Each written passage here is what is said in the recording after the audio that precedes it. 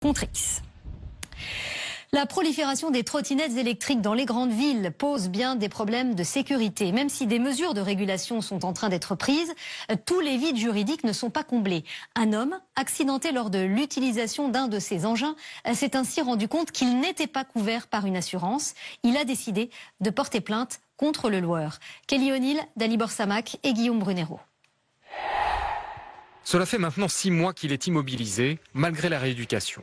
Dans la soirée du 16 janvier, Pierre rentre chez lui en trottinette de location. Il est percuté violemment par un scooter.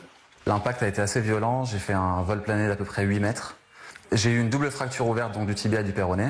Le bassin gauche complètement fracturé. Et j'ai eu des fractures au niveau des os du nez. Impossible pour ce responsable de salle de restaurant de reprendre le travail. Dans cet accident, Pierre est en tort. Il contacte son assurance, se croyant couvert, et se trompe. Car en l'espèce, la loi est claire. Roulant à plus de 6 km/h, une trottinette électrique est considérée comme un véhicule à moteur.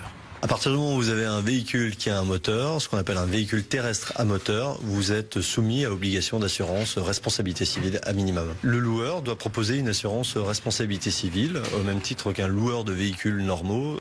Ce qu'on appelle une assurance au tiers, entre 50 et 100 € par an pour un particulier possesseur d'une trottinette. Problème, pour l'avocat de Pierre, la société loueuse n'en proposait pas. Il assigne cette dernière en responsabilité et met en demeure la ville, pour lui insuffisamment regardante.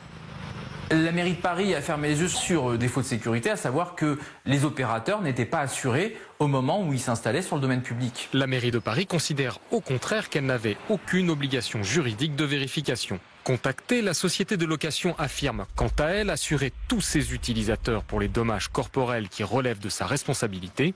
Anne Hidalgo a annoncé jeudi des mesures de régulation des trottinettes électriques en attendant le cadre national de la loi attendu pour la rentrée. Le nombre d'accidents en trottinette a bondi de 23% en 2 ans. C'est aujourd'hui la journée mondiale